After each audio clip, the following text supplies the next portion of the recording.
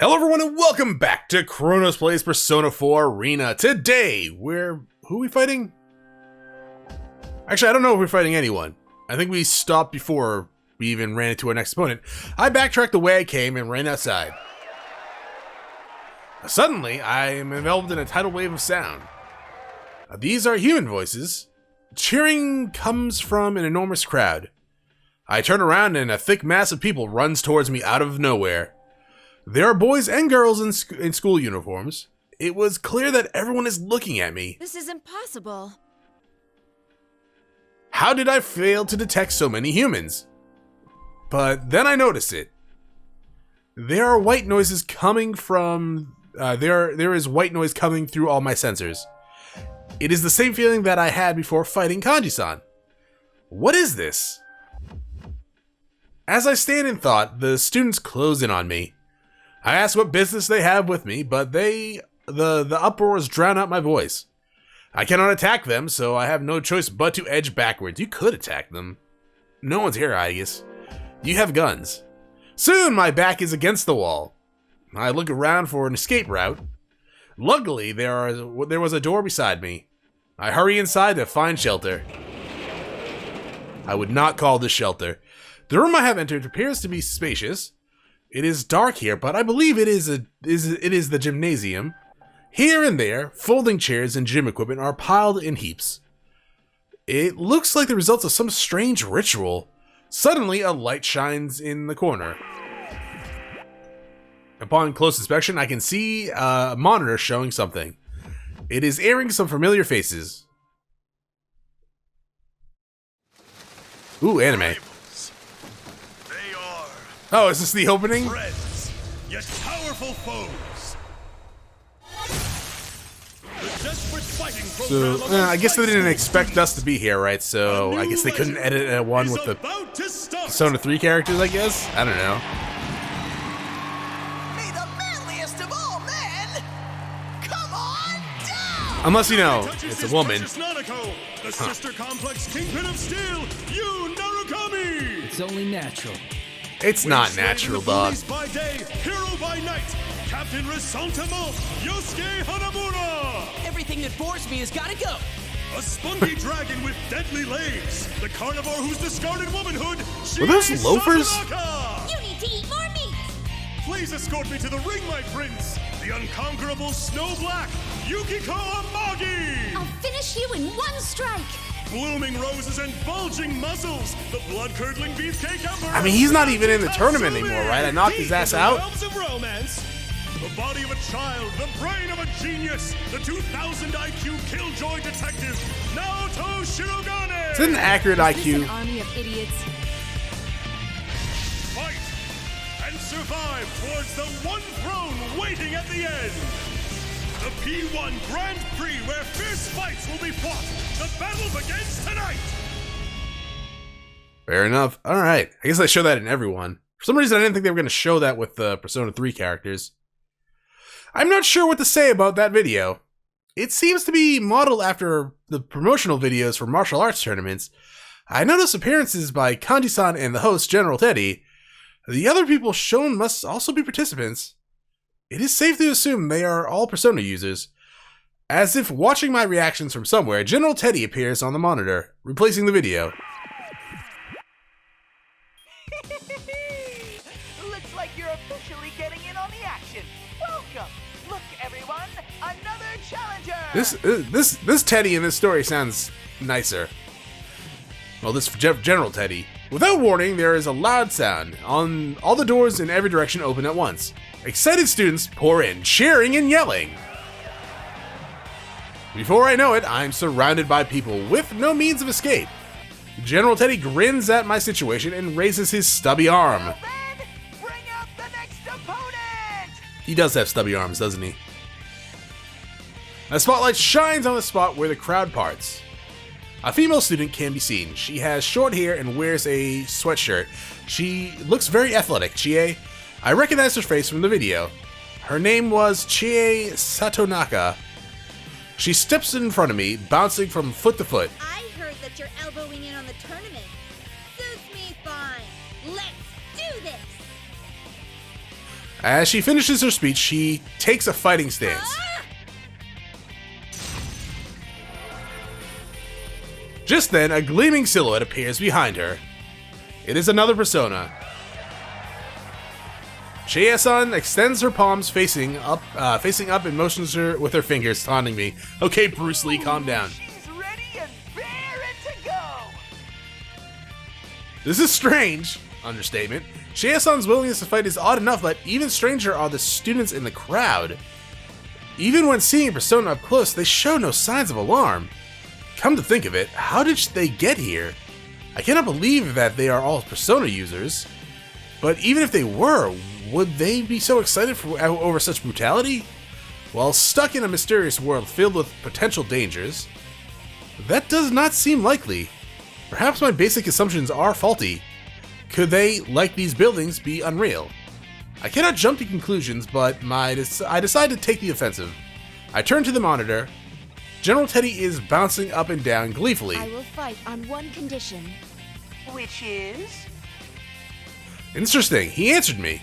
And I can hold a conversation with him, which means he can see and hear me. That you immediately release all these students from this school, or rather from this world. If you do that, I will fight as you wish. Tut tut! Are you making demands to me? Before you get too worried about other people, why not worry about yourself? I mean, he's got a good point. I will not fight unless you guarantee their safety. I glare at General Teddy through the monitor. I didn't want to involve the students, but I have an idea. Sheesh! What a stubborn girl! Yes. He snaps his stubby fingers. The room instantly fills with light. I ward myself against it by covering my eyes. A few seconds later, the brightness fades to normal. As my eyes adjust, I see that the students have vanished. Ta-da! Is that what you wanted? The general smiles proudly. My guess was correct. If the students were fake, it is easier for him to remove them than to talk to me into fighting. As a result, my sensors detect the moment when the students disappear all at once. The only human here is Chie-san in front of me. Looking around, it seems that not everything disappeared. Human-like figures remain, as if the shadows of the students were burned into the scenery. Oh, Jesus Christ! There were several about the gymnasiums. Their readings are similar to shadows, but they show no signs of hostility. So these are the true forms of those students. They have been unmasked. Honestly, you're in no position to be making demands, you know. But I did, and you complied. An exception just this once, because it's no fun if you don't both go at it tooth and claw. Even if you don't resist, your opponent will show no mercy. It'll Chie be a probably not, grisly no. sight. Come on! Even if the crowd was still here, would you not have hit back when I hit you? No. The safety of the people must be prioritized above all else. Ha! That's pretty cool of you, actually. Self-sacrifice doesn't mean much coming from a machine. They can just fix you right up. That might be a hot button topic. Yeah. Oh, that's right. It doesn't even count as self-sacrifice for a machine. It's just what you're programmed to do. So definitely illusion. Probably don't feel pain or anything, huh? No, she feels some pain. Because you look human. You may not understand, but I can sense pain as well. Really? That's such a weird thing to program into a weapon. Doesn't I mean, make any sense to me. I get it. Like, if you know there's pain, you're gonna do what you can to stop the pain, right? So it's a fighting instinct type deal. That's As I struggle to answer, Chie-san smiles wide. That's fine with me. Means I can fight you without pulling any punches. Her smile disappears and her eyes spark with fire as she launches herself at me. I would rather not fight her, but she is a persona user. I clench my teeth and make myself ready to intercept her. If I must fight you, then I will. Now, hopefully, I don't lose too bad.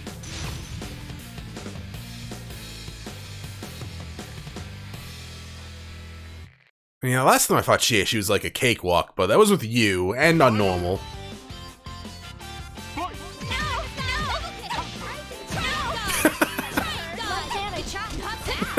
He says as he instantly just gets destroyed. Yeah, how do I guarantee that persona? Oh, fatal combo? Oh, is that how I do my Gatling gun? No, that's not how I do it. Let me come over here. Oh, yeah. I don't. Oh, what the hell was that?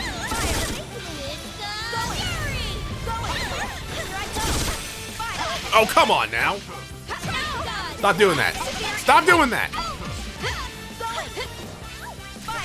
Yeah. What? There we go.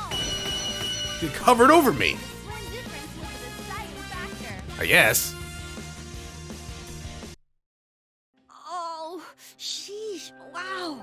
You're definitely a pro when it comes to fighting. Yeah, I guess. I shot you a lot. I'm sorry. Are you all right? I guess I have rubber bullets. Yeah. But boy, I didn't stand a chance against you. Hey, what's all this about you being a robot? She's upset by her loss, but seems cheerful. She didn't show this open-mindedness before the fight. Perhaps, as with Kanji-san, I could make peace with her by... No. It is vain of me to think that it is possible. Her words echo in my mind. It doesn't even count as self-sacrifice for a machine, it's just what you're programmed to do. I hate to admit it, but she's observant. Her observation is correct. It may seem like a ridiculous machine to you, but I'm still... Huh? I never said that. Hmm? Wait. You're not acting like you did before the fight. I'm surprised that you're a robot, but what gives? Chie-san looks stupefied. Her expression confuses me as well.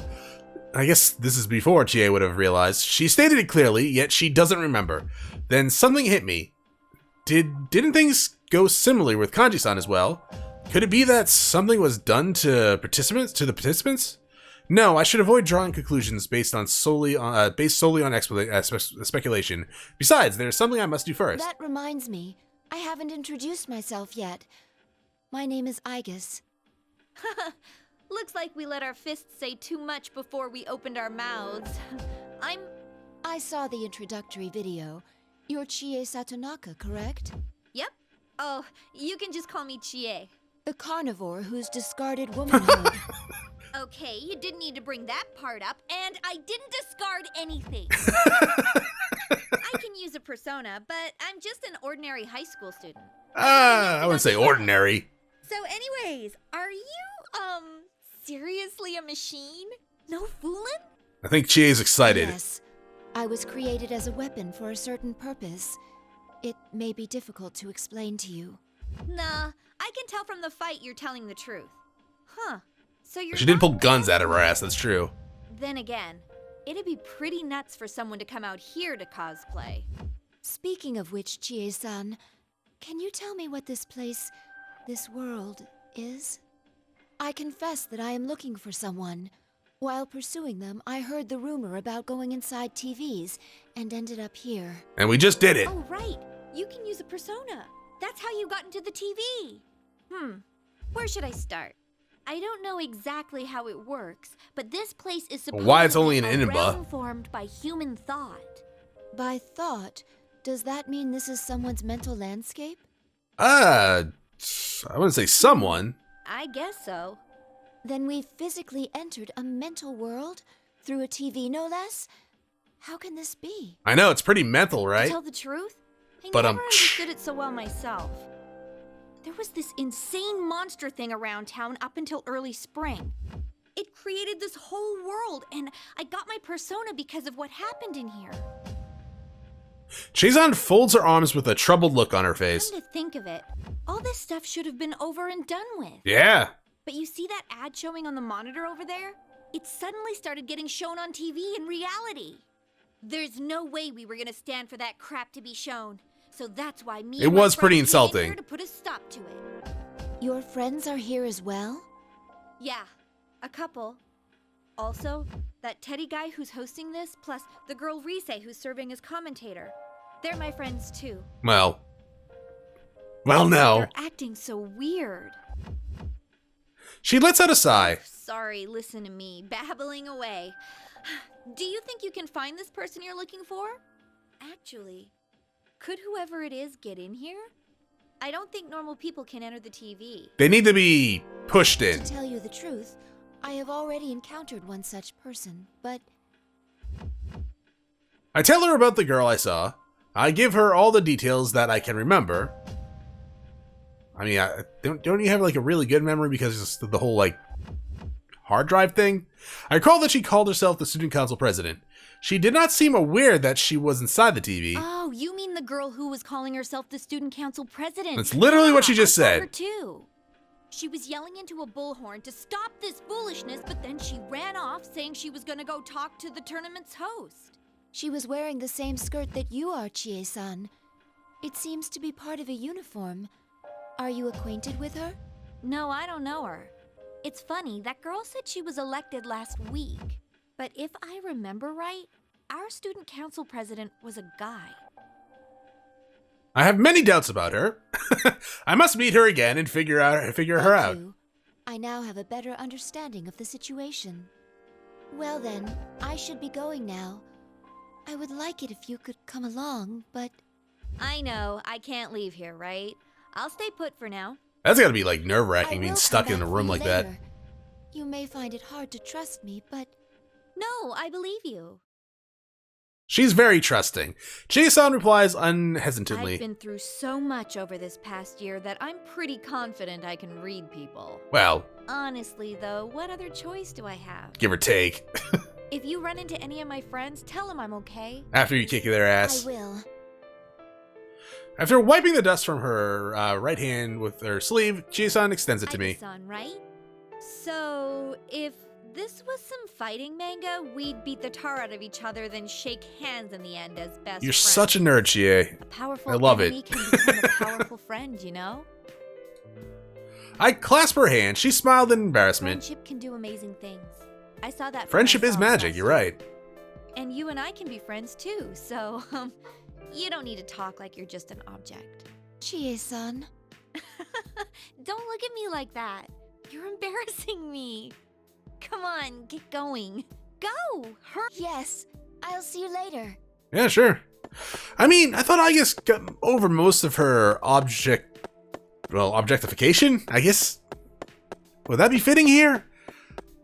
In Persona 3, but I guess that's something you can't really truly ever get over when you are, well, a man-made object, right?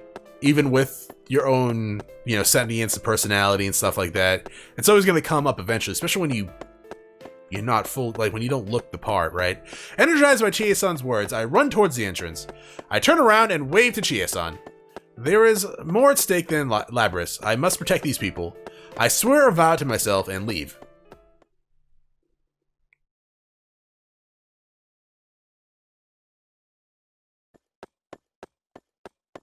As I exit the gymnasium, I remain cautious while running down the hall. Suddenly, I pick up a response on my transmitter, which has been silent up until now. I stop and focus on picking up the signal. Guess you hear. I'm Mitsuru. Can you hear me, Aigis? Yes. The staticky transmission soon becomes clear. It is a voice I recognize very well. Mitsuru-san? Good. It seems you're all right too. Oh, Mitsuru can do that a little bit, can't she? That's right. She has like some navigator ability. Is that what they're called? Navigators, It's yeah? been quite a while since I last used my persona in this manner. To think it would be useful in a place like this. Is Akihiko-san with you? No, we were separated, but I can still sense him. I doubt he'll be defeated that easily. You'd be wrong. Teddy beat him. She is speaking not out of carelessness, but trust. I know because I feel the same. I'm sure you're aware by now, but although we came in search of Labris, we appear to have been dragged into another incident. Don't worry about meeting up for now. Under the present conditions, we'd only end up fighting amongst ourselves. Understood. I don't know how Labris ties into this situation yet, but be careful. Before I can answer, the static grows louder and the transmission ends. Knowing that Mitsuru-san and Akihiko-san are okay gives me room to breathe. The invisible walls are everywhere along the hallways, forcing me to down a particular path. I follow the route. Soon enough I can see the shoe lockers up ahead. It seems I am back at the entrance. When I reach the entrance, the monitor nearby turns on as if it was waiting for me. 'Cause it was. As usual, it is General Teddy. I took a defensive stance. This appears to be the arena for my next battle. You're pretty good for a latecomer. What was that? Was that in-game or my headset had static? The instant General Teddy appears on the TV, my sensors pick up that noise again. So it was the game. My suspicions turn into certainty. General Teddy is doing something before the matches. Whatever it is that makes the opponent belligerent or something similar, I can assume that neither Kanji-san nor Chie-san were acting like themselves before the battle. That would explain why none of our stories were consistent afterwards. Well then, bring out the next opponent! Now, who's it gonna be? I hear light footsteps. A young man wearing his hat low arrives. Oh, it's Naoto. Naturally, of the three of you, you're the one I encountered first. He shrugs his shoulders and pulls the brim lower. This boy was also in the promotional video. His name was Naoto Shirogane. I bring myself to high alert. He said 3 of us. You know about us? On hearing my question, he smiles cynically. Did Mitsuru Kiwijo not inform you? I don't merely know about you. I was there at the airport. The Kiwijo group seems rather lax for a multinational corporation. Probably. Allowing a machine to act autonomously and take command. To be frank, watching you fills me with pity. Perhaps the kindest thing to do would be to give you a merciful end. Pity? Your existence is inherently a deception, isn't it? You're a machine, and a weapon on top of that. It's kind of funny hearing Naoto speak about deception. Those who meet you think you're human. You even seem to believe it yourself. Truly pitiful. I have no answer to this, which is probably good. As much as I don't want to believe it, it's all true. You were built to consider Or yourself not. human in order to activate the ability to wield a persona. Your appearance and your heart are only prerequisites for that power. I'm sure Does you appearance realized really it matter, already. though? Like, do you have to look human to have a persona? The heart thing I get, but... I don't know. You will never find the means to cross the gap between the human heart and your mechanical frame. No matter how much you want love, you'll never earn it. At best, people grow fond of you. I mean, she kind of almost had love, but that... He sounds as if he knows for certain. I hang my head in spite of myself. The more I consider the matter, the more I genuinely pity you. I'd best hurry up and put an end to your pathetic I don't like life. evil Naoto. I like kind Naoto. Naoto draws his gun. Because my eyes are lowered, I'm slow to react. I already knew that we had to fight, and yet I curse my carelessness and quickly stand back. Alright.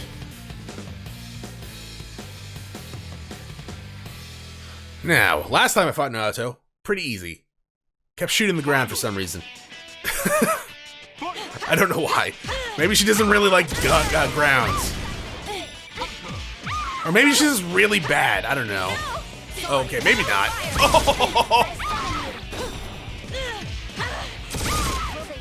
Okay, maybe her character's just not that good. I don't. Oh God, no! Whatever you're doing, stop! I stopped her.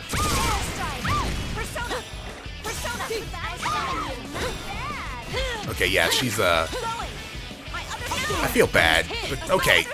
There we go. Stop doing that! I'm going easy on you!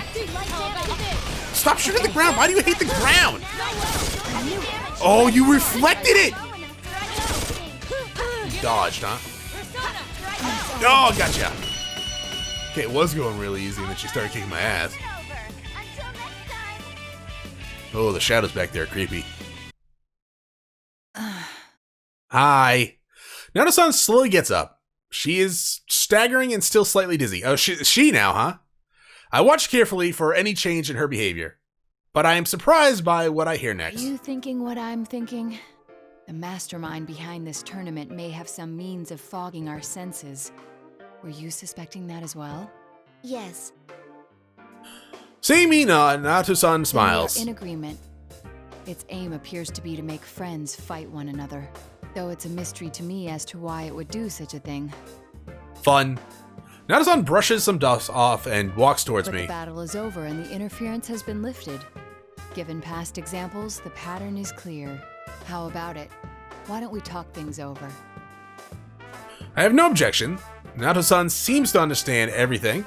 I nod my head, I relieved. am Naoto Shirogane. I work as a detective. I agreed to act as an observer for the police regarding the special cargo, met with Kirijo-san beforehand, and accompanied her to the airport. So that's how you knew about us. I recall seeing you in the introductory video along with the other competitors. They're good friends of mine.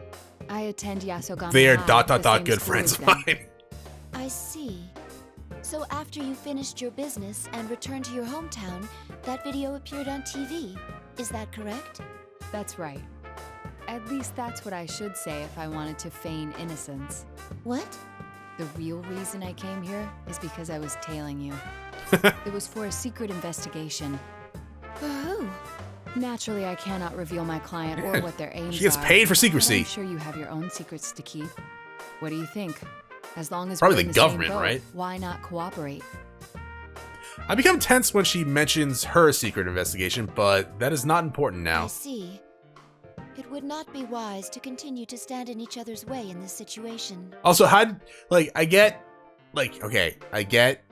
Naoto goes around with kind of, I don't know, pretending to be a guy, kind of, not really pretending, but dressing up kind of like a guy, and she appears as a boy sometimes. But how did we figure out that he was a she because of the screams in battle? Is that how we figured out? Like, I don't get how you went from calling Naoto he to a she. I accept Naoto-san's hand and we shake. How much do you know about this world? Your friend told me it's a realm formed by human thought. In which case, why a school? This place varies according to people's mental state.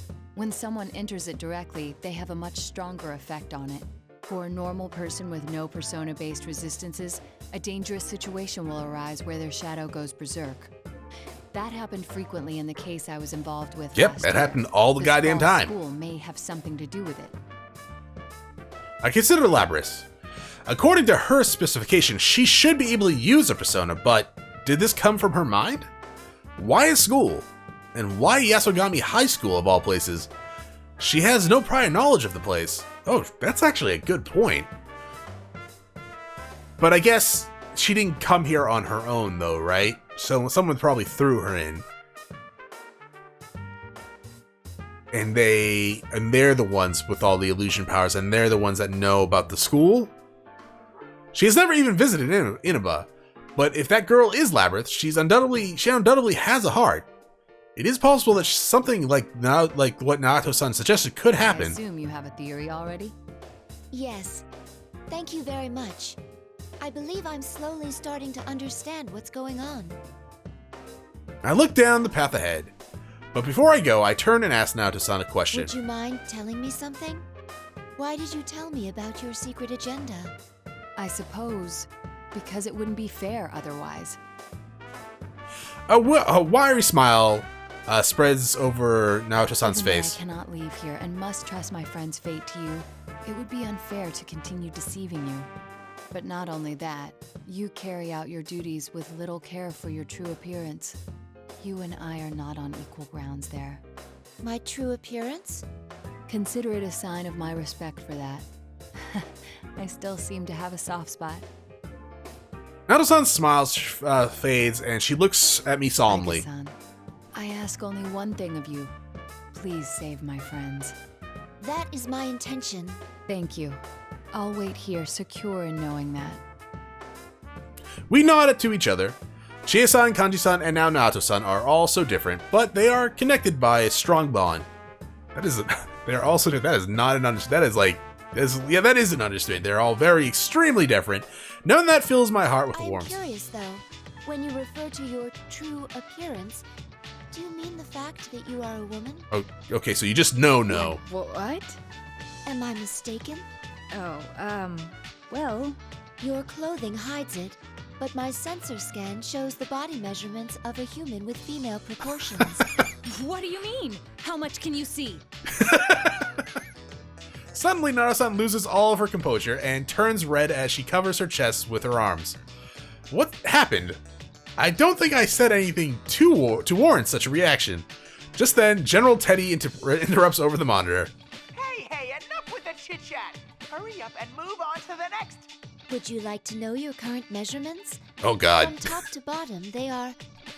That's quite all right. Never mind, little old me. Please finish that line of thought. I demand it! How did we get so off subject? If you're going to go, please hurry and leave. Okay, so Shadow Labrys / Teddy does take on the traits, I guess, of... I don't know. That's kind of weird. I mean, we already know she took on some of the traits, but that was definitely Teddy's perversions going through there. Huh, she yelled at me. I must have said something rude. That still happens every so often. So, an innocent remark can greatly upset someone. Huh. I must keep practicing.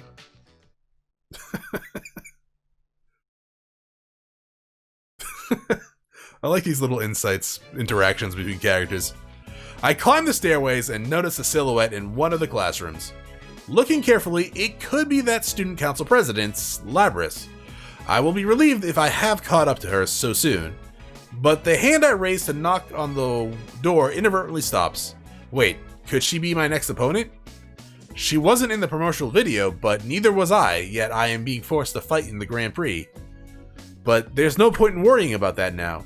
I can't change the path I take nor the opponent I must face. I prepare myself and knock lightly on the door.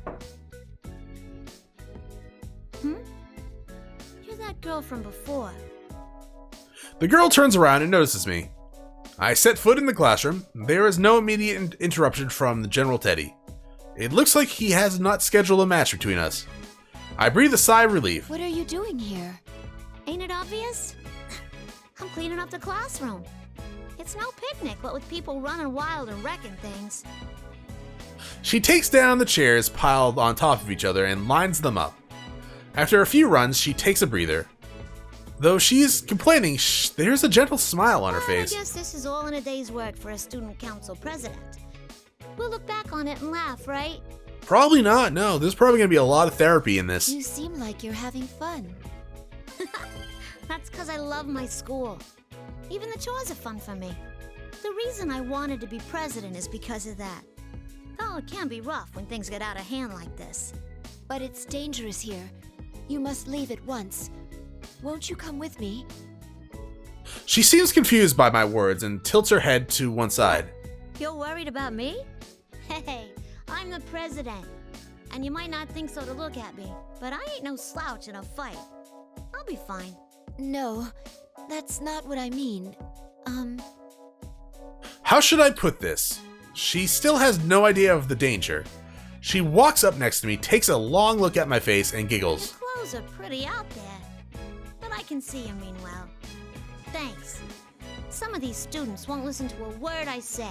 That's because they're not I real. feel like I gotta be here. I think you do have to be here. No, I wanna be here. But let's ask that again at the end of the story. Even if it puts you in danger?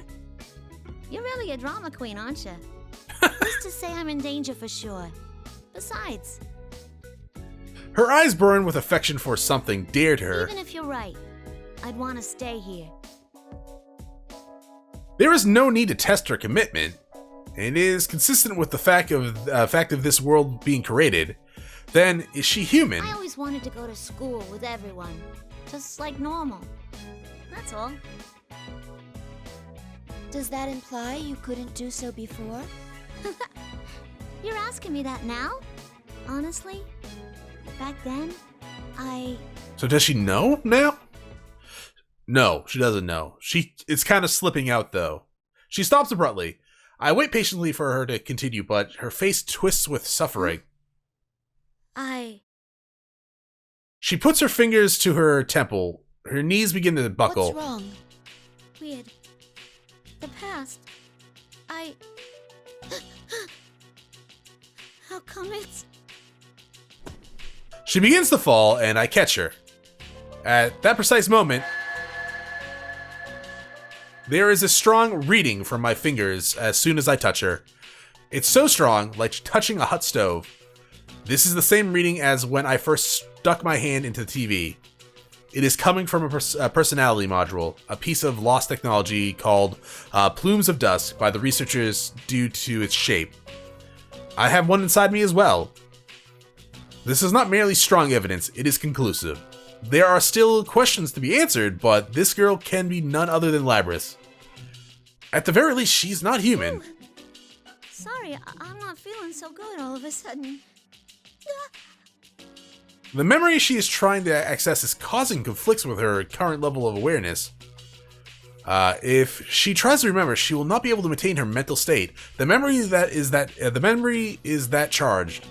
I hold her up close and wait for her to calm down.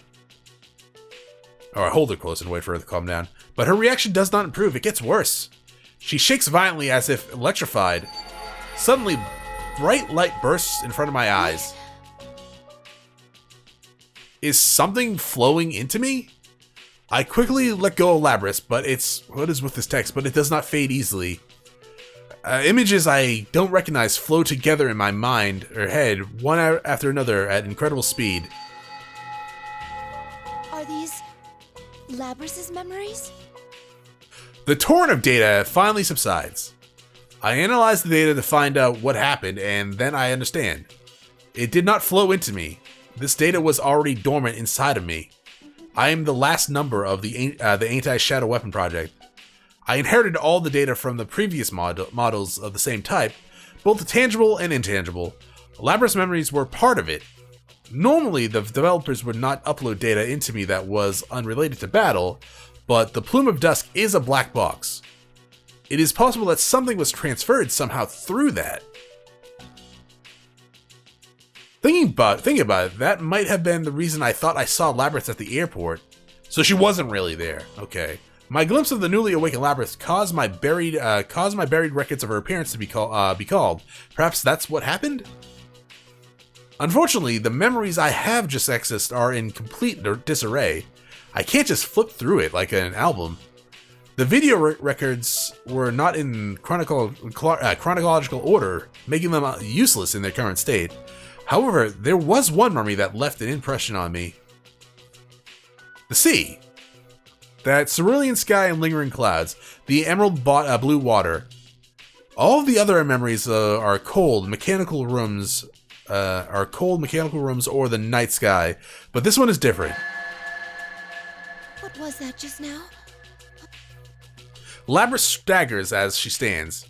Before I can ask her anything, she abruptly shakes me off and runs out of the classroom. Fair enough. Wait! I try to chase after her, but after only a few steps, I tripped over my own feet. The information overload has prevented me from making any sudden movements. I fight through it, dragging what feels like several times the weight of my legs when... Are you sure you want to take that girl out of here? Oh! I stumble to a stop and look around, searching for a hidden speaker. This is the only place she can fit in. No one will understand her once she steps outside. But she can't become human either. So she has no other choice but to wallow in this illusory school. Pitiable, isn't she?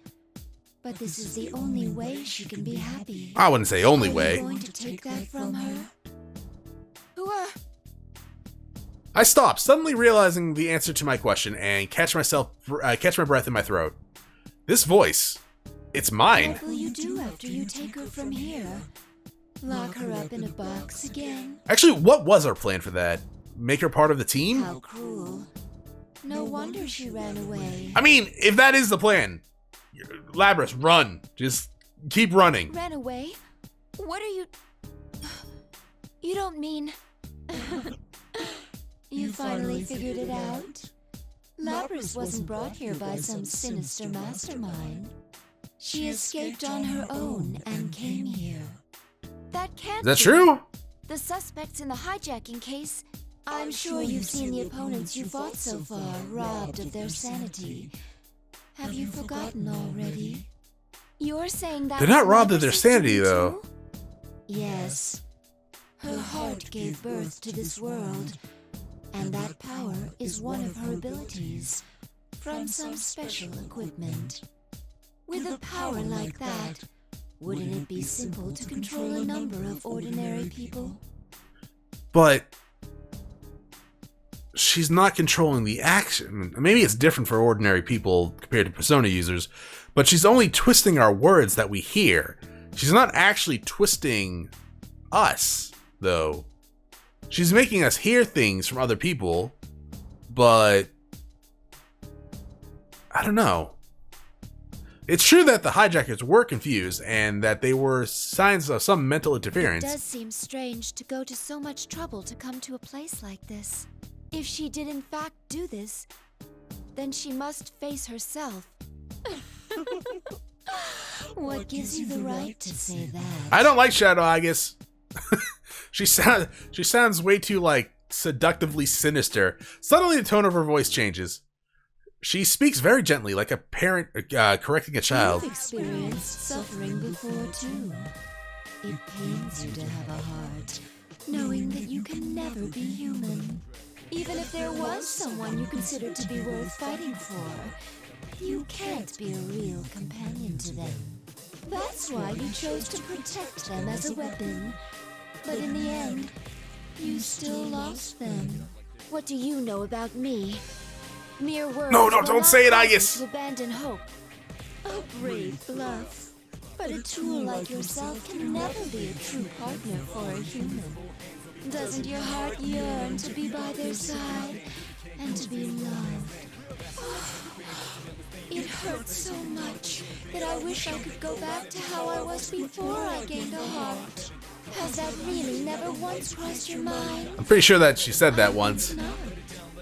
But that pain will never completely disappear. It will always fester. Look, I'm sure Aigis could find someone that would want to date her. Have you seen some of the people on the internet? She'd be fine. Alright? Now, would she find someone she wants to date? Probably not. I mean, she found one person, but pretty sure he's a door now. Isn't that right? Even if you take Labras away, the same will happen to her. She'll become just like you. You see, here you can have anything, as long as you look away from the truth.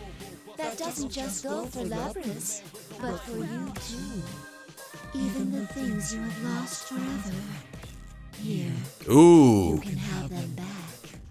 What are you? I cut myself off, realizing that I am becoming fascinated with its voice. This isn't good. I can't let the voice deceive me. I must get its speaker in my sight first. I carefully attune myself to the source of the voice and quickly turn in that direction. But the person standing there is me. Or rather, something that looks like me. At first I think that the overload is still affecting my sensors, but that is not the case. I'll take away your suffering. Now, take my hand, Aigis. I smile and extend my hand. I feel sick.